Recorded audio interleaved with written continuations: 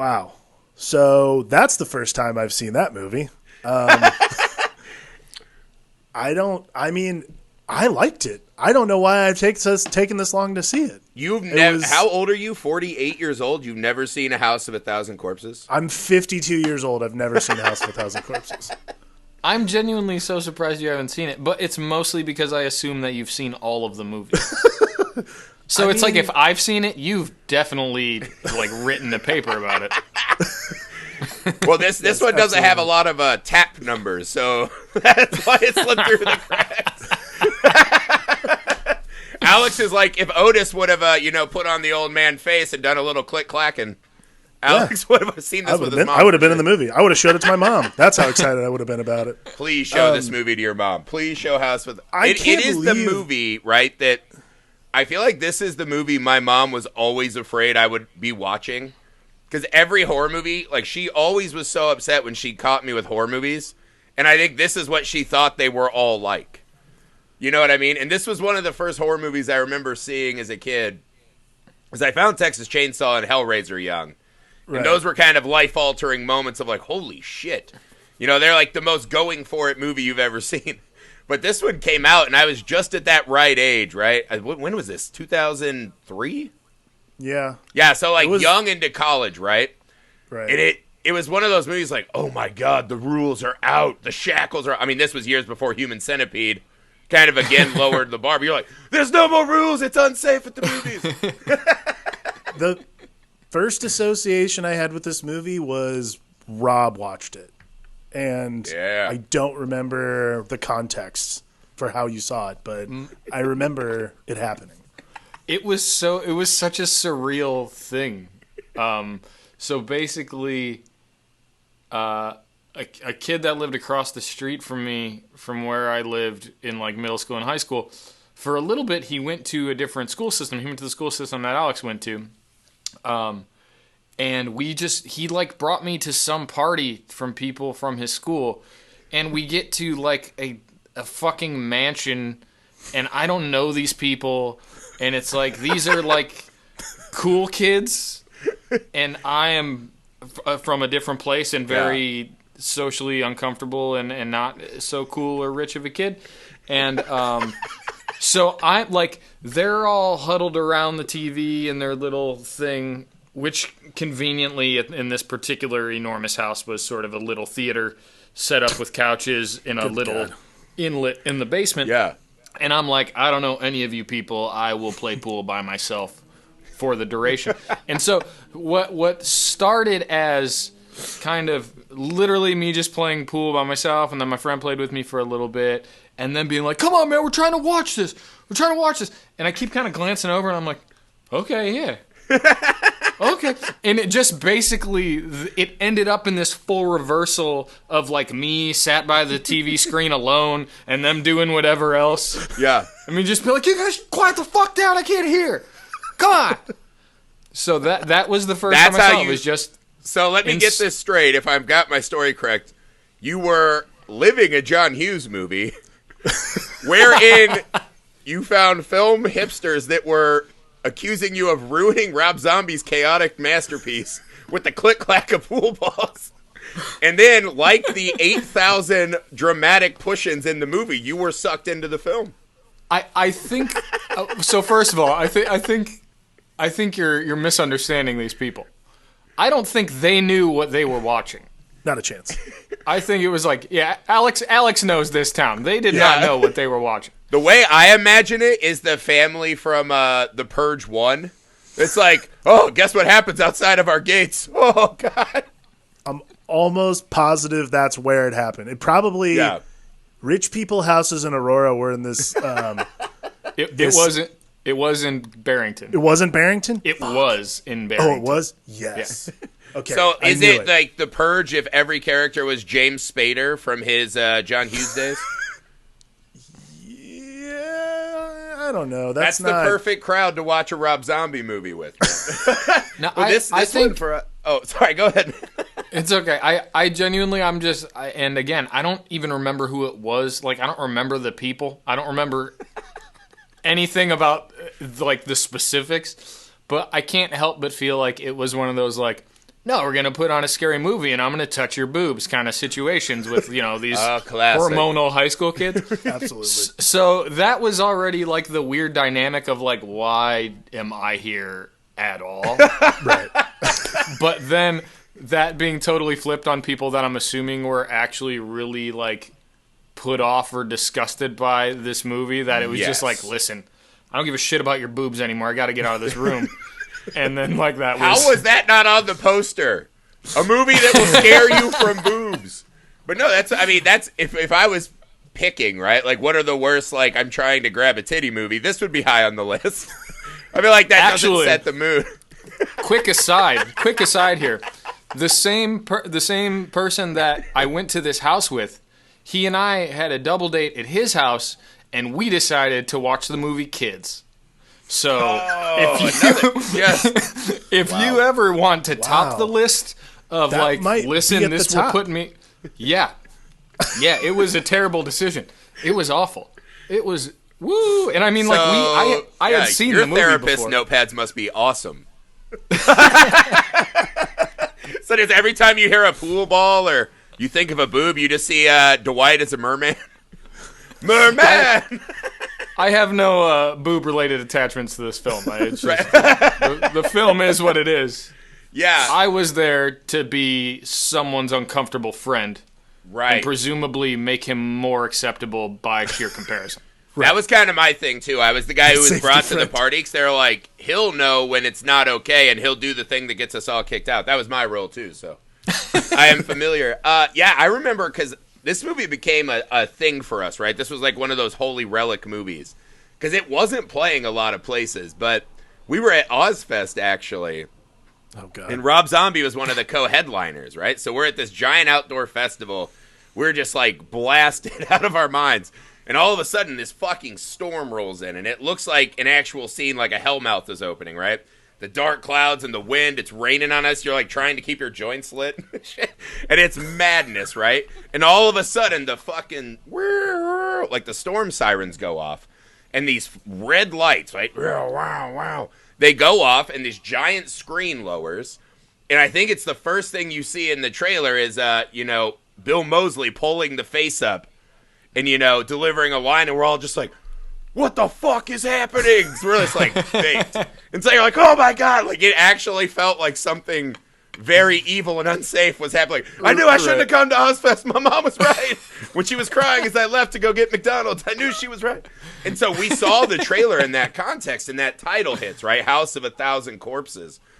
And I was just like, oh my God, nothing else matters in my life but seeing this movie. Like, that's all I could think about. And yeah, being in Indiana, it's not like I could just walk into, like, a Regal and be like, oh, one for Rob Zombie's, house movie, please. So it became a really big fucking deal finding it. And when we found it, it was kind of everything I wanted it to be, man. So you've seen it older now, Alex. What was your first thoughts on this one? My story is I watched it while giving my kid a nap. So that's today, right? Yeah. Today. I was... So my infant child slept in my arms while I watched Sid Haig just deliver one of my all-time fave monologues. I don't know what I expected, to be honest with you, because I've seen trailers for other Rob Zombie movies, and I think I expected it to be a lot different, and it really was just like the most. If a movie was made by someone who loved like Herschel Gordon Lewis and Tobe Hooper and all those guys, like a movie that's just like Tobe? Absolutely. We're on first name basis. I call him Tobe. Douche. But a guy who like loves that variation of horror slasher, like murder movies. That's just like like they're relics of an era. Like, they're relics, and they come from a time, and now they're, like, drive-in movies and, honestly, like, MST3K send-ups. So, to me, what I expected was so different. What I got was amazing, and I fucking loved it. It was absolutely wonderful.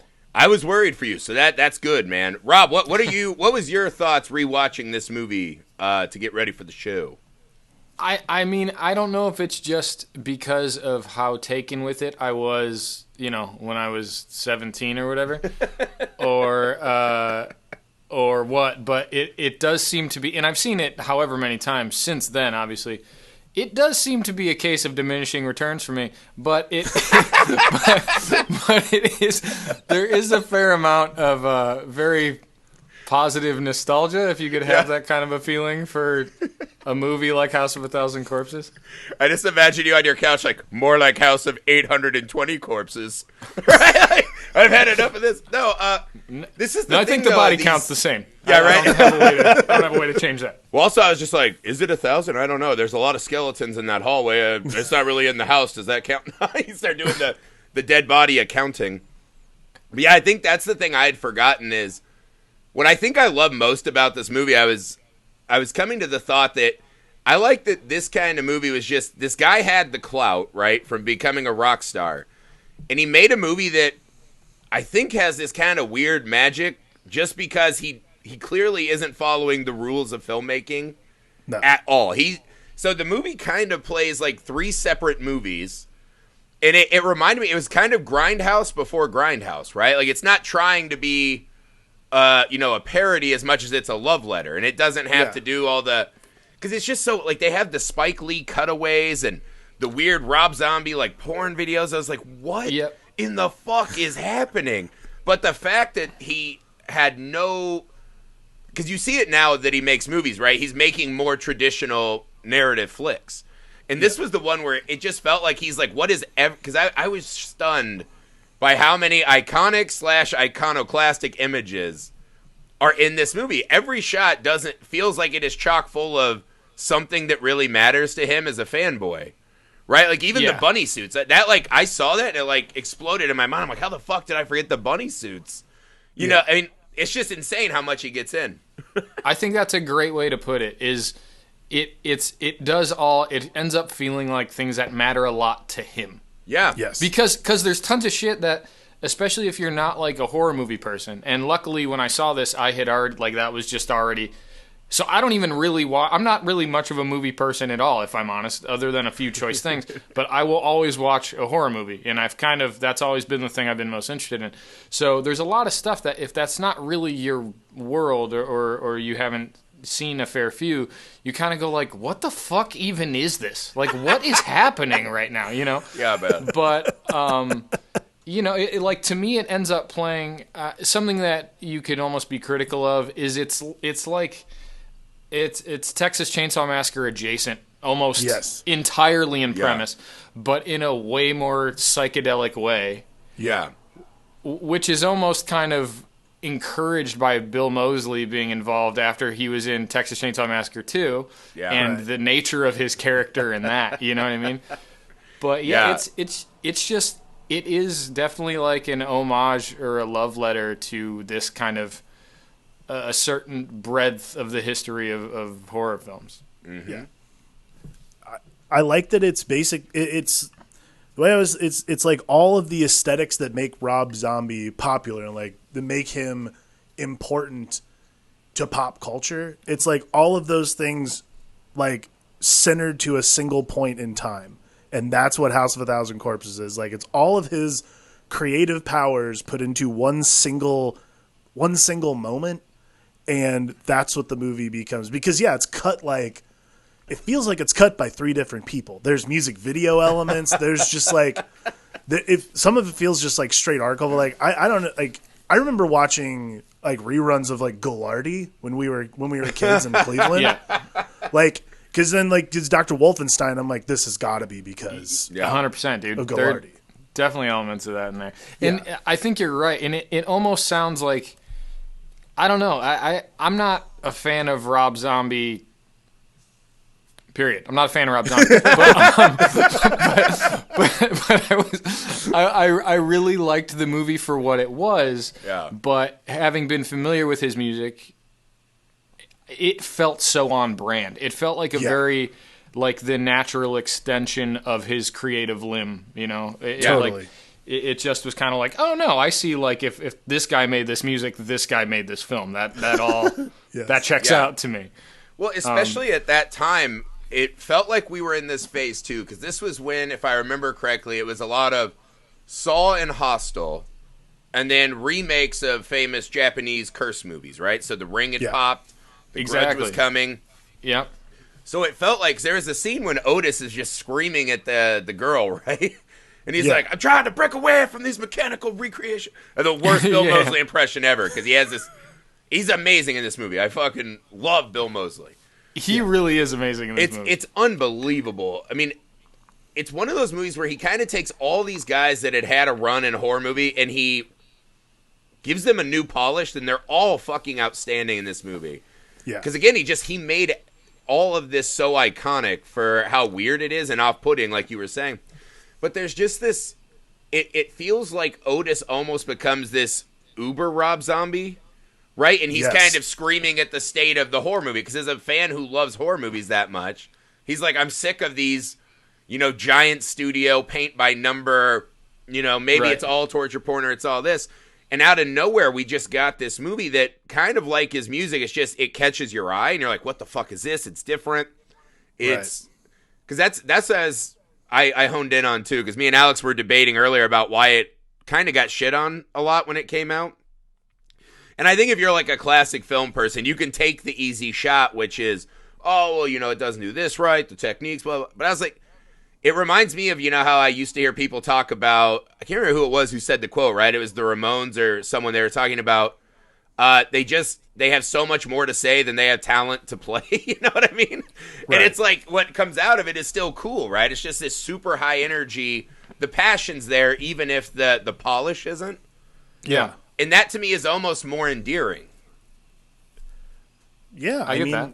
Yeah, I think it's weird. Again, I told both of you it's weird to me, but not weird to me that this was not well received when it was released, because there's like the Richard Ropers of the world who are like, just a gory schlock fest. Who needs this in the modern movie market? I'm like, well, obviously someone did, because it's like, it's a big deal for some people, and it's because it does its own thing that's what makes it endearing, and that's what keeps it on, like the Rob Zombie brand.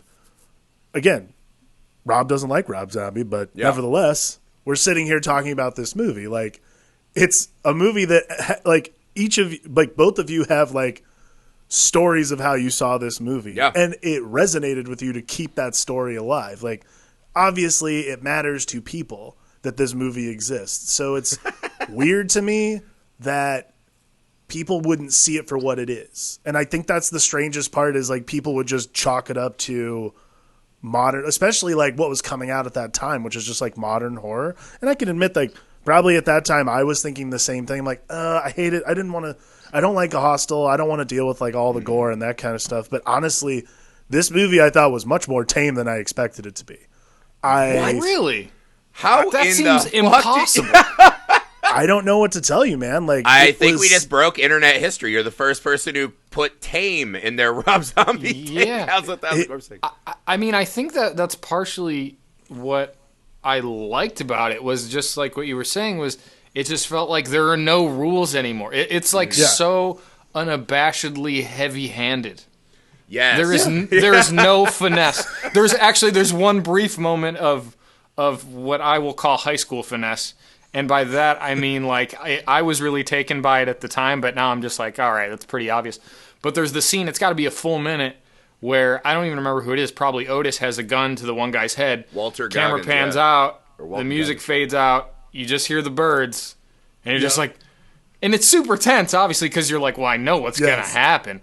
But it also, it's like this really, I don't know, it feels like a film school beauty kind of moment that... Well, that's another... That he probably now is like, I mean, I maybe wouldn't have done that the same. But that's like, it feels like that part of the movie, like, everything revolving around, like, Walton Goggins, and, like, when the cops show up, feels like someone else made that part of the movie. What was the first thing you said? Walton Goggins? Mm-hmm. Yeah. Is that a person? That's the cop. He's the deputy who's I'm not gone a on to movie be guy. this. I need greater context. Well, he's gone on to this like great He's comedy gone on to be career, quite famous. So it's really strange. But what I like about that movie too is I think sometimes, because I I forget where I heard this, right? But someone said, like, filmmaking is just the series of failures that become magic, right? Or something like that. Like, you're just on set, and anyone who's worked on sets, you're like, everything's rushed, you're out of money, you don't have time. And out of nowhere, like, something will hit, and you're like, oh, shit, right? You know, like a lens flare that just looks right, and everyone's like, what does that mean? It's like, well, it just happened, but now we have all this, we're ascribing what we think it means. There's lore. Yeah, and so for this moment, right, because I was watching it, and I actually found myself, I was, like, holding my breath. I was like, oh, my God. Yeah. It was like, really still worked on me a lot. And I kind of liked the movie, too, because I don't know if, because this is the phase where I feel like this is the third movie, right? Where this is the cops are going to go manhunting section. Yeah. And it's a little shorter. But in that moment when he shoots him, you're like, oh, now we're going to the Alice in Wonderland finale.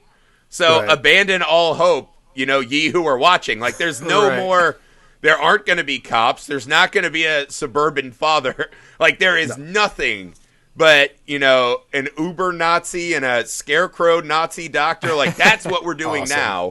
Right? Yes. So that's when he's like, you know, it almost felt like he's like, this is what you think's going to happen, right? The cops are going to come in, they'll save a kid.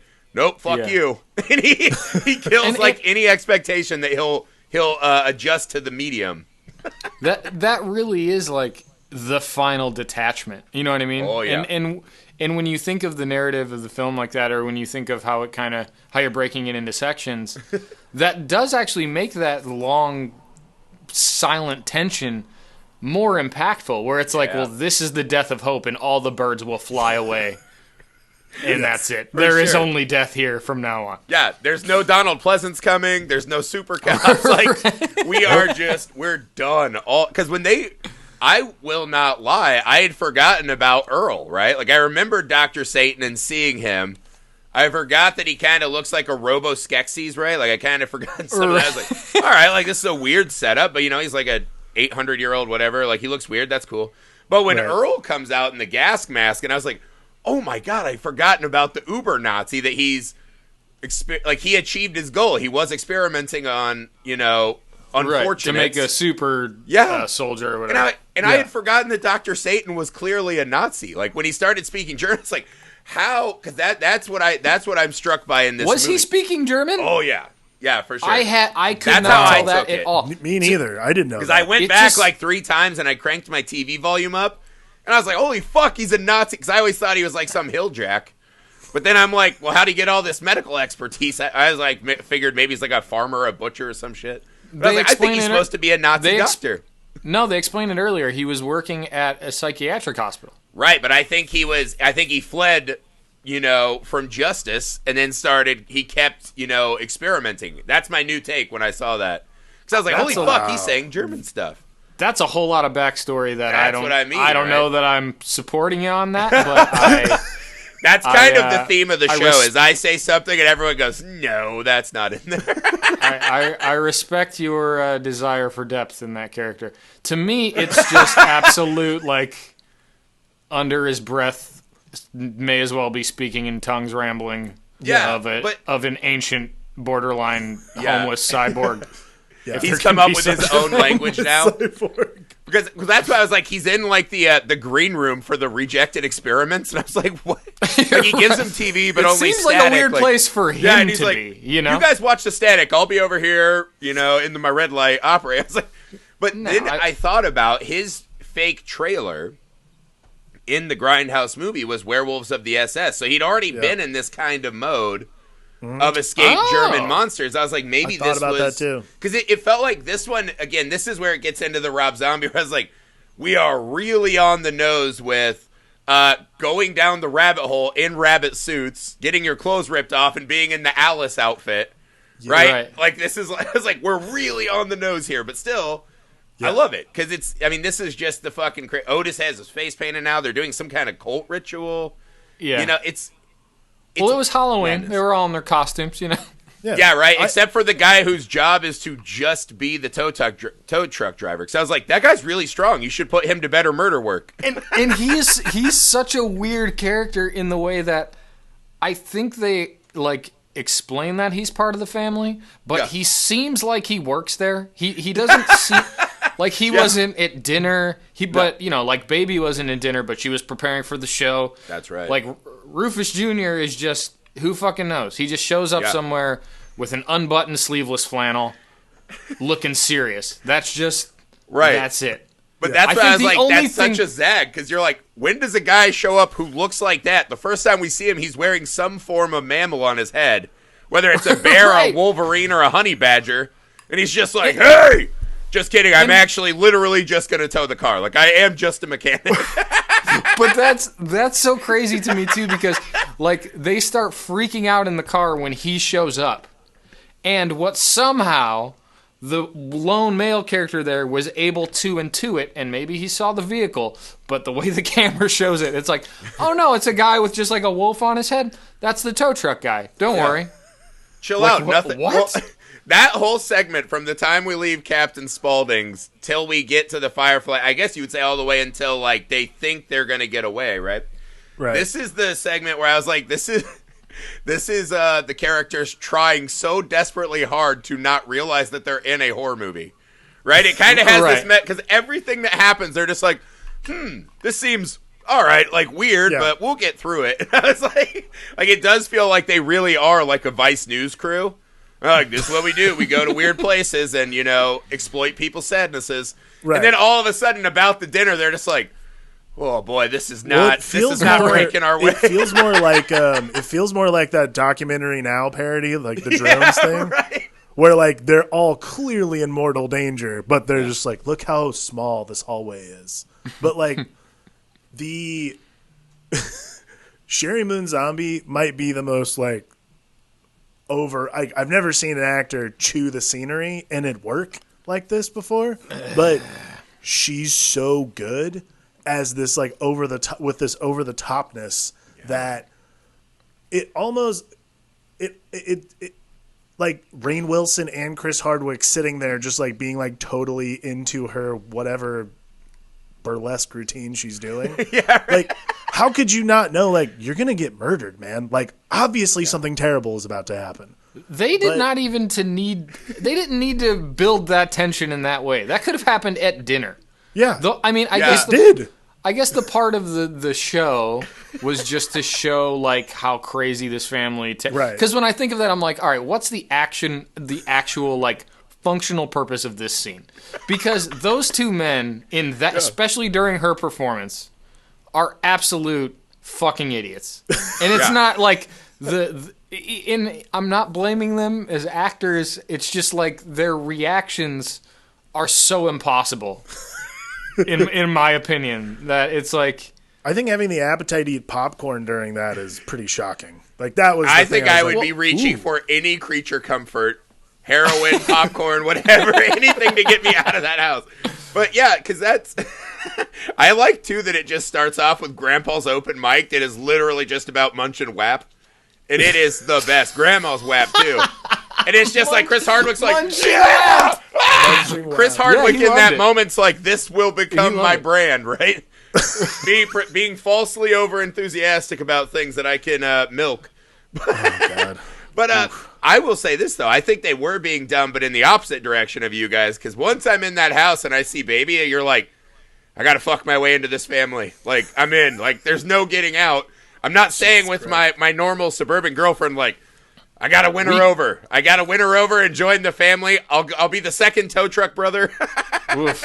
We have very different survival styles, my friend. Yeah, for sure. That would not have been my gut instinct. Yeah, mine either. I actually would have run as soon as I saw. Because you're like in that moment. My theory is the very moment you see Karen Black in general, that's a giveaway. If that's not enough, Otis walks in, and Otis is horrendous to take in this film, right? He's all white, he's got his red eyes, whatever. Right. A little detail that I had totally forgot, he just brings his dead baby or baby brother in a jar to dinner. Yeah, dude. And I was like, well, once I see that, you're like, all right, how am I fucking in? Right. How am I fucking in, dude? Because I'm definitely dead.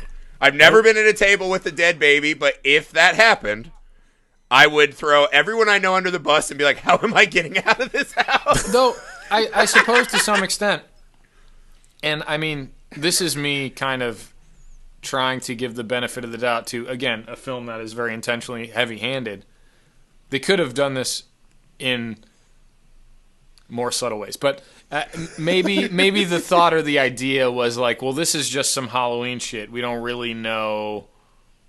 And that's not true. It doesn't read like that. I'm just trying to make sense of it. I appreciate that.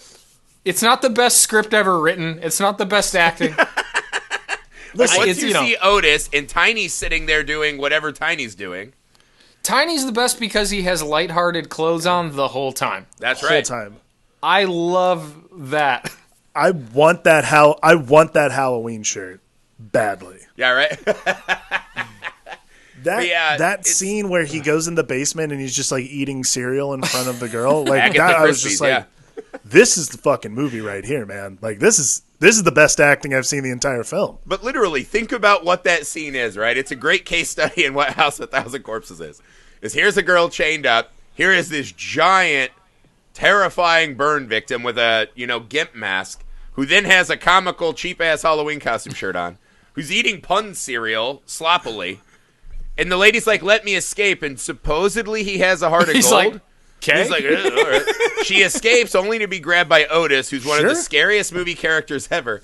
And then in a nod that we don't even acknowledge, she gets thrown into a basement cage that women just pop up from under the blankets and start mauling her. We never come back to it.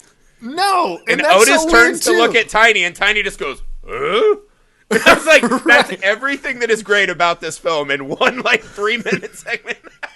That may as well have been the zoom in, like an old Looney Tunes thing on his face. Just a da-da-da-da-da-da. And that would have been fine. That's a fucking missed opportunity right there. I forgot about the moment where she gets thrown into that room, because it's like, what? And that's what you think. You're like, oh, they're going to eat this chick for sure. But no. I don't know. Then we just cut to a meat shack with other cheerleaders and the daughter. You're like, what is happening in this? It never gets talked about. It's just one of those things. It's like a ball pit, except for its people. But there is a way to think of House of a Thousand Corpses, though, to me, which is, and actually I'll say one of the great surprises of this film to me is that he went on to make the streamlined studio narrative version, right, which is Devil's Rejects. Right. And it's really, really fucking good. Most people prefer it to House of a Thousand Corpses. I actually don't, because I like the strangeness. Because to me, it's same. It's such this movie literally becomes Captain Spaulding's Roadhouse attraction, where you're just like, it's just something you just don't see, right? And he goes for it in such a weird way. It's just this hodgepodge of old clips of movies I used to like, and Spike Lee cutaways, and people just. I mean, it's just fucking mad. And the more you start explaining and trying to have it make any form of sense, I feel like it's gonna, it's like Rob Zombie's music. It's like it's pretty much there. Like you should get it right off the bat. Like, did I know what a Dragula was? No, I still don't. I used to think it was Dragula Van for a long time. I thought it was like a pun on a band name. But yeah, the more I start digging into it, it ruins whatever's happening. Yeah. No, I'm with you, and I think part of it for me was hearing, The Devil's Reject being the sequel. Mm-hmm. It felt more like an action movie, and I can see how maybe I don't know if it had more money behind it, if it had a bigger studio behind. I don't know any of the business end of it, but it seemed like something that was intended to be more palatable, but still have the kind of absolute horror show of these individuals, but it lacked the absolute chaos that I found so endearing about House of a Thousand Corpses. I loved how absolute insane it was. I loved that there was a body pit room that the girl got just dragged into, and it was no, that's fine, whatever it is. I love all those moments, and I think the brother seeking revenge for the cop that was killed, and all that shit felt too where's Tarantino to me. I don't know. It was just too different in my opinion. Yeah. From House of a Thousand Corpses.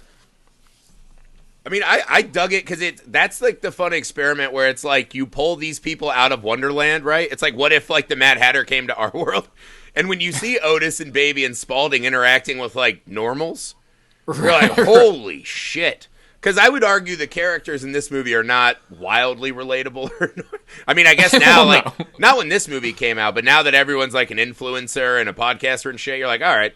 Like, I can imagine these people existing out here or whatever. But what I like, too, is there's this weird thing the movie does, right? Where it's so hyper-stylized that it refuses to let you fall into the reality of the movie. Right? So everything is at this arm's length, right? You're seeing this horrible shit, but you're like, it's like Spaulding's Ride, you know? Because every time they cut away to, like, the, you know, tits and skeleton dance or whatever, you're like, all right, well, I'm back out. But, like, it's cool, but, like, I'm not in the world anymore. But he does this weird thing, too, where he adds the documentary scenes where it's just Otis and Baby, like, talking through their... Because the scene that I thought was really cool was when Baby gets picked up, and it's just that Texas Chainsaw moment. Never pick up a crazy person in the middle of nowhere, right? And if it is a person in the middle of nowhere, just assume they're crazy and drive the fuck on, right? And as she's trying to be nice and like, I know where Dr. Satan's tree is, you just cut away, and she's like, kill him, whatever's got to be done, kill it. Right.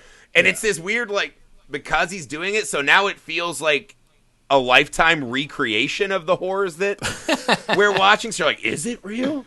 It's a pretty cool trick. And again, I don't know that any of that was intentional, but it was a cool effect.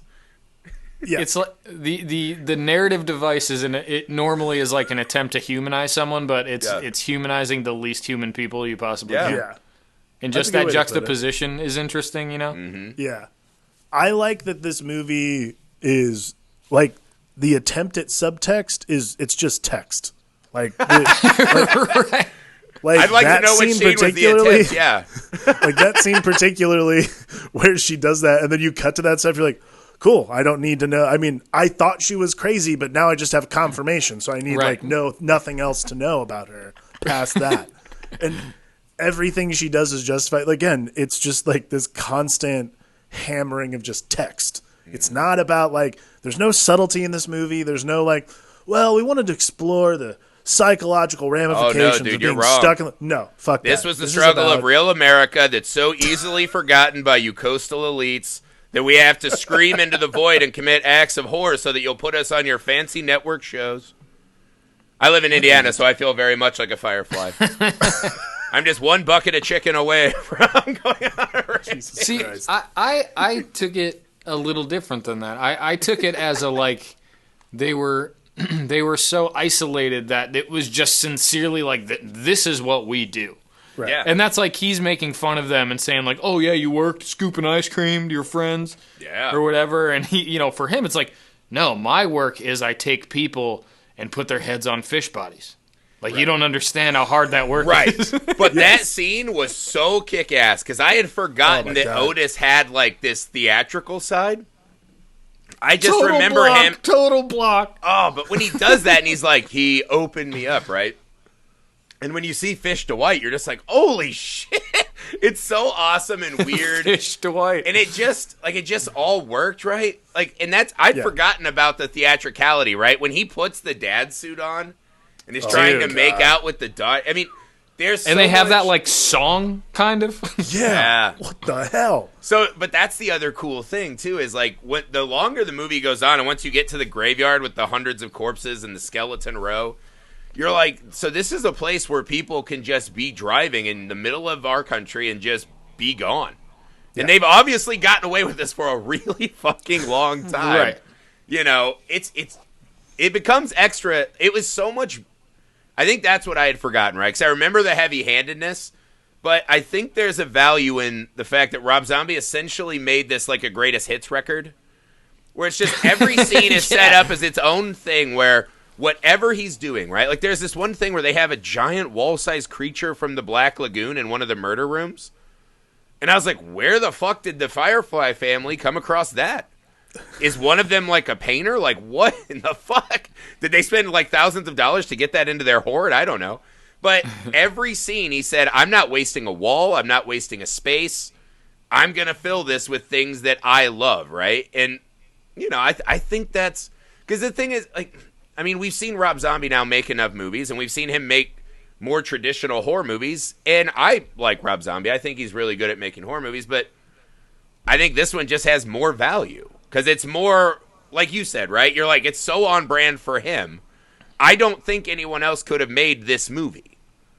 Yeah. Right? And I think those are always filmmakers' best things is when you're like, oh, no one else. Like, when I saw Shape of Water, right? Whatever you think of that movie, I was like, that had to be Guillermo del Toro. Like, no one else could have made that movie as, endearing as it was. And that's how, obviously, this one's not very endearing. Yes, but it's the same setup. Like, Rob Zombie had to make this movie, or else we wouldn't have it.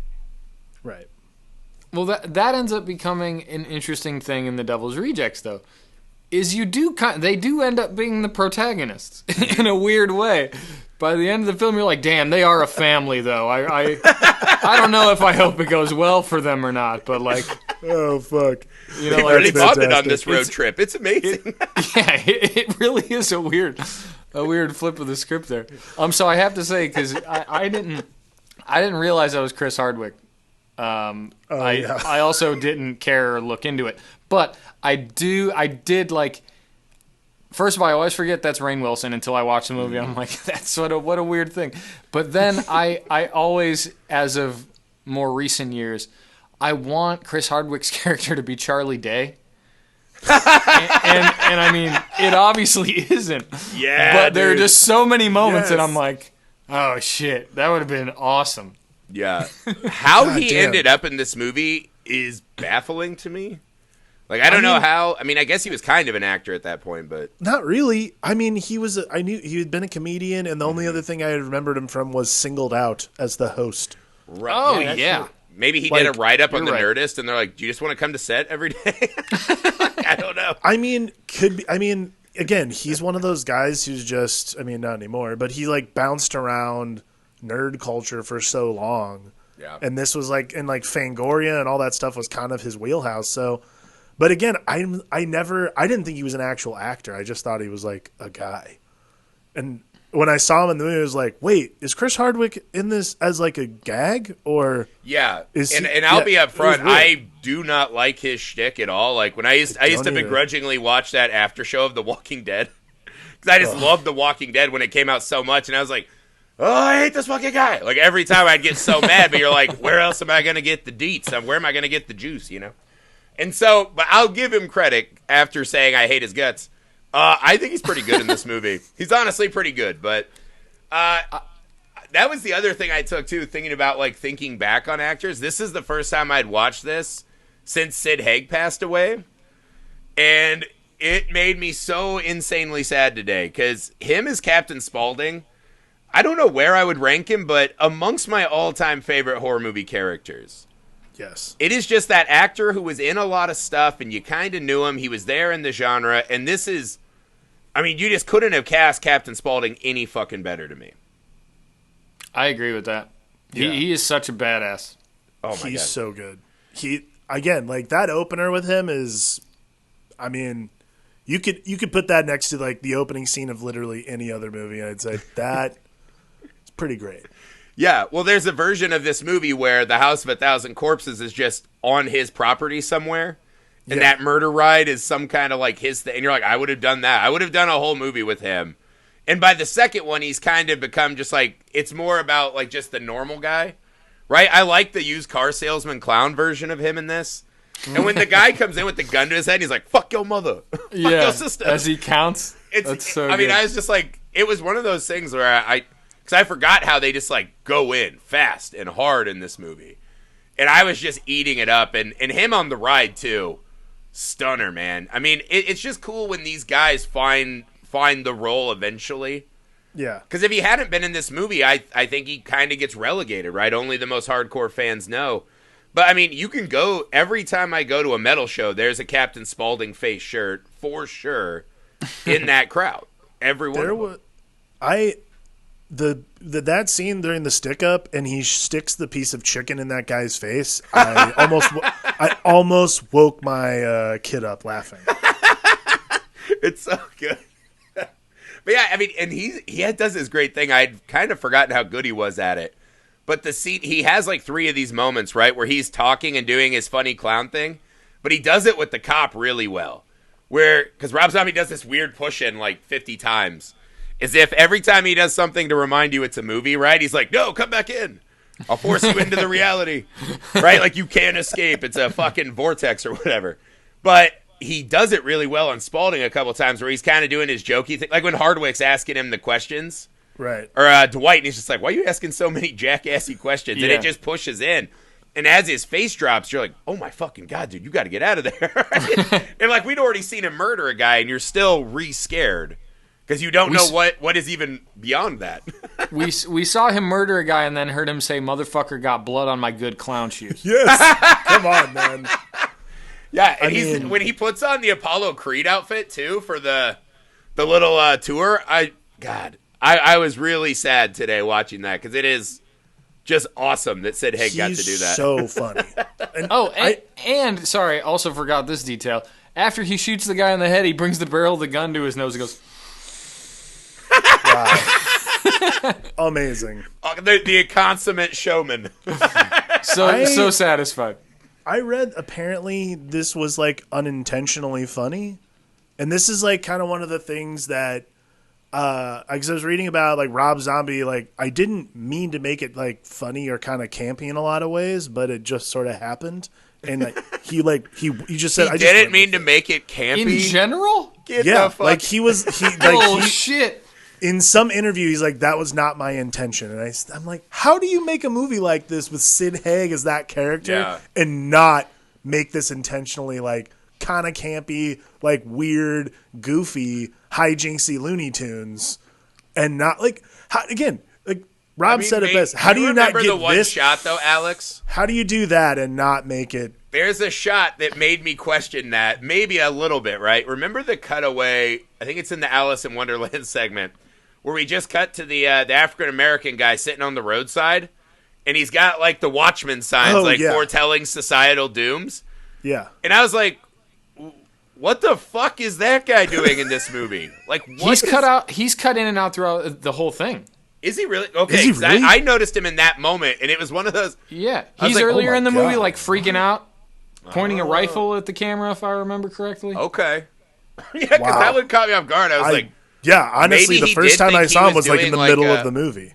Yeah, because it plays parallel to Natural Born Killers a little bit too, where it's like, does he think he's like the new metal Oliver Stone? Like, what are we doing here with this guy? Well, like, admittedly, because most of those cutaways, unless they actually had the characters from the movie in them, I really didn't pay that much attention to, if I'm honest. No. But so like that one, it was just like, this is just just one of these harbingers, just one of these guys. It's like the end is near. And then there's the guy talking about the skunk ape, and that's the skunk ape thing that fucked his wife. But then it shows the girl running to Dr. Satan. Yeah, that one was... So here's another example. Like, I think that's kind of the fun thing, too, is Rob Zombie it felt like every image he had in his head that he thought was cool, he's like, I'm putting it in here. Because here's a scene, I was like, why is this a thing? When they go to Red Hot Pussy Liquor...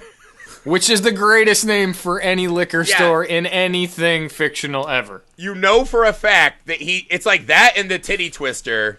The name of the bar from Dust Till Dawn. Those are the two best. But he just thought that was funny. And he's like, well, I have this joke for a guy named Goober. Like, I got to use the Goober joke. Like, that'll slay. Right? Because I was like, why? Oh, why do we stop mid-massacre, right? Because I believe it's right after the slow-mo murder of the cop. Yeah. We do this interlude to Red Hot Pussy Liquor before we see the dad suit and the bunnies. And I was like, why are you stopping the movie right now? But it kind of works in a weird, like, fleshing out this town way. Yeah. Then I was like, oh, everyone here is like a fucking creep. So but it just blows my mind that he was able to get away with some of that shit too is kind of funny. Well, I think to me at least that helps establish their characters in the way that it's like, this shit is so normal for them. Like, they have to run to the store. Like, I'm sorry. It's just like, we gotta go get $200 worth of vodka. We'll be right. We gotta fuel up. They're like, Mondays, am I right? I love exactly. That is how that reads. For sure. I love that in this 90-minute movie, the world that we're living in doesn't seem shocking to me in a lot of ways. Like, that kind of stuff. That's the best part about this movie is everything feels lived in. So So I get to laugh at like Red Hot Pussy Liquor, like those kinds of things I'm laughing at, and then in the back of my head I'm like, people are about to get murdered for sure in this movie. Like, this is like horrible what's happening, but I am just dying laughing at the name of this liquor store. Yeah. Like, the fact that he made that store and then he's like, what, comedy? What are you talking about? Like, come on.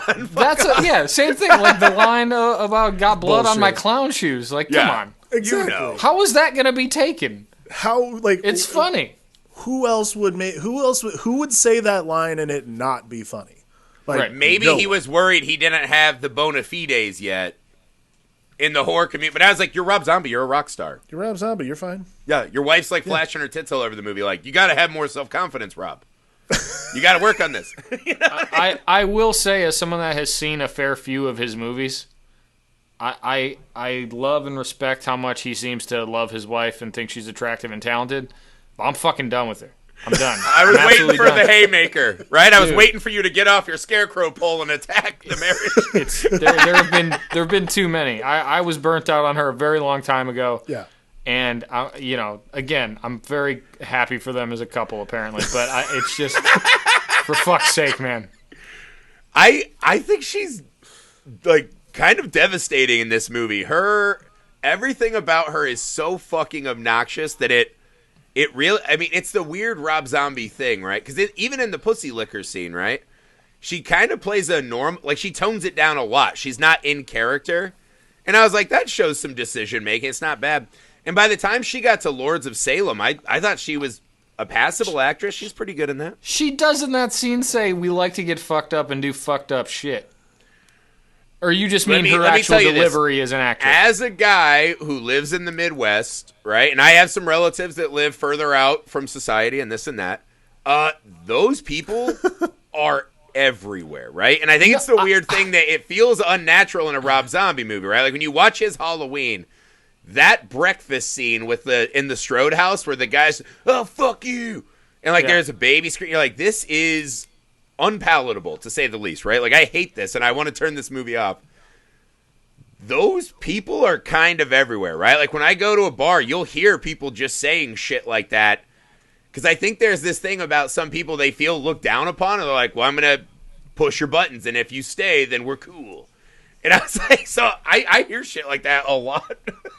I guess I'm just saying, are you referring to her acting or her character in that scene? You know what I mean? Her character, I suppose. Okay.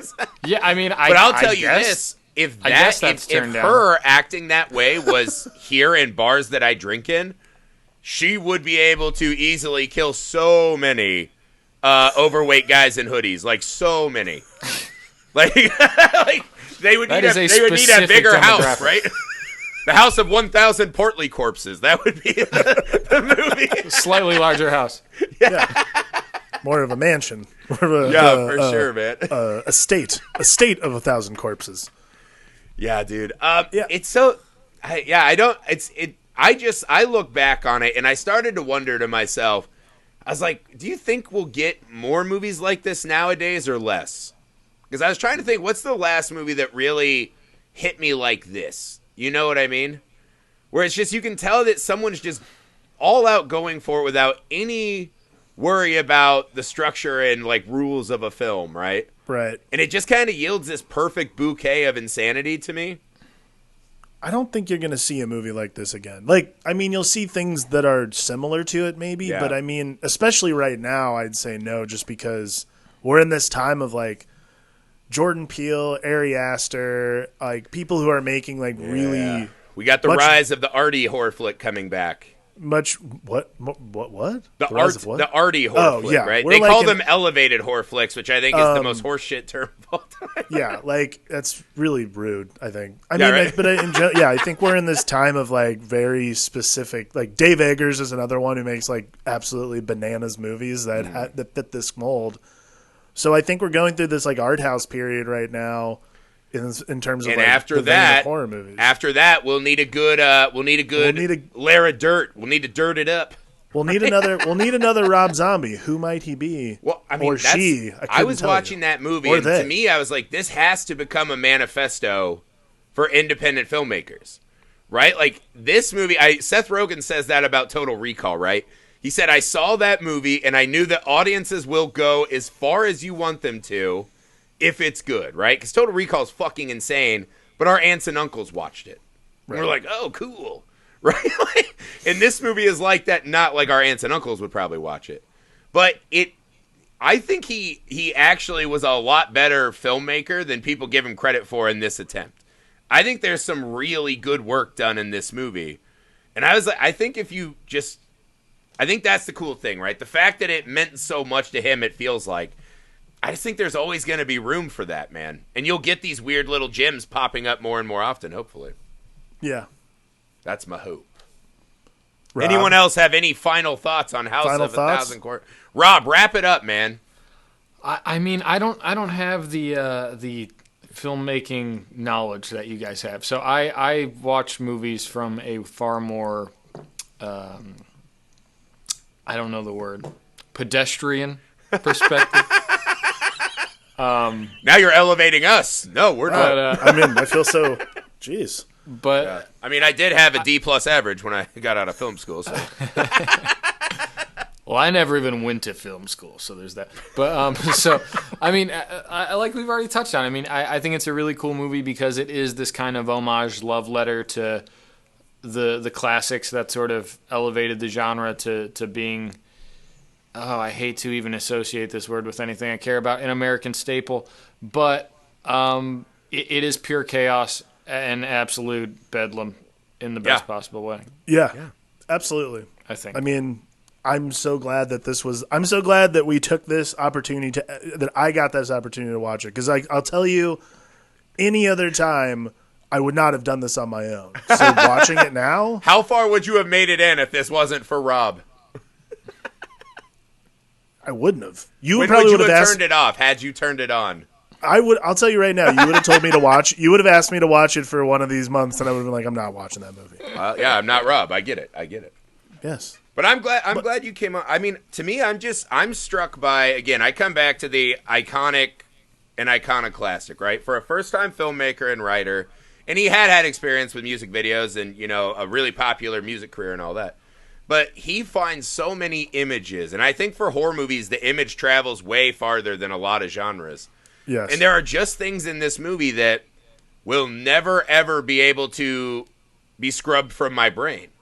Like, he scarred me at a young age, and in the best kind of way, right? Mm-hmm. And so there are just things that I'll always have in my head, and he put those there, right? So whether his craft and his transitions and all these kind of things that, the invisible hand of movies, they talk about aren't there. This is like the most visible, brass-knuckled, fucking technicolored hand of all time.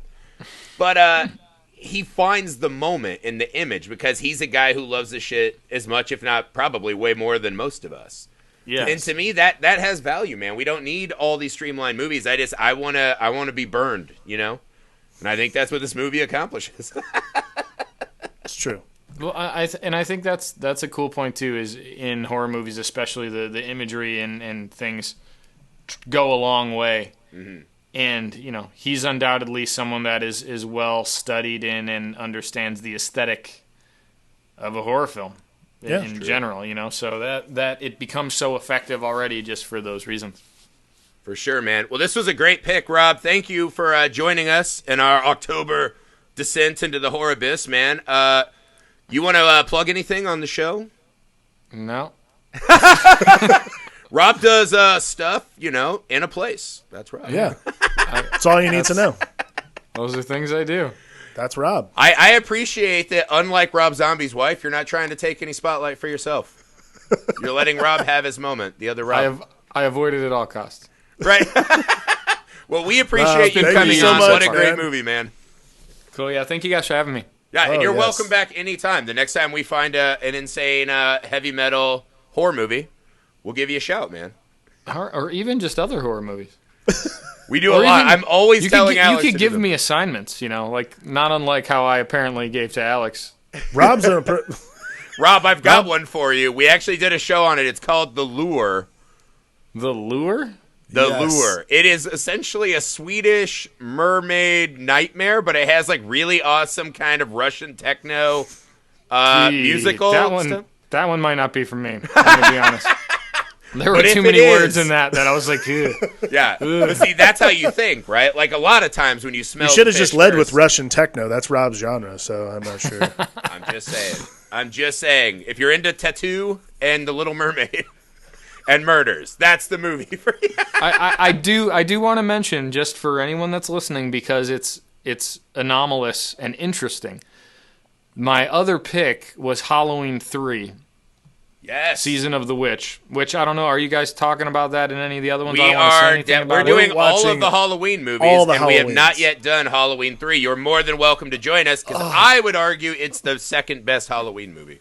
Dudes, it's my favorite franchise. It's my absolute favorite franchise. And it is weirdly good in a way that I find upset with myself. Yeah, we're about halfway through. We made a really in-depth case as to why Halloween Resurrection is way better than people remember. Yeah. But we've got Halloween 3 still. Yeah, so you're more than welcome to come back. We haven't gotten to Rob Zombie Halloween yet, because I'm worried about Alex in those. I'm worried about him.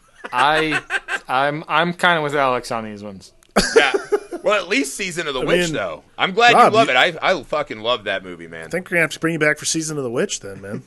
Oh, let's do it. I'd love Sweet. to. I don't know anything about movies, but I've seen that one many Neither times. do we, and that's why we do this pod. Yeah. Never stopped us before. Oh, man. All right. Well, thank you so much, man. Appreciate you coming on the show. We'll see you for Season of the Witch then. Yep. Yes. I'll see you then. Bye, guys. Bye.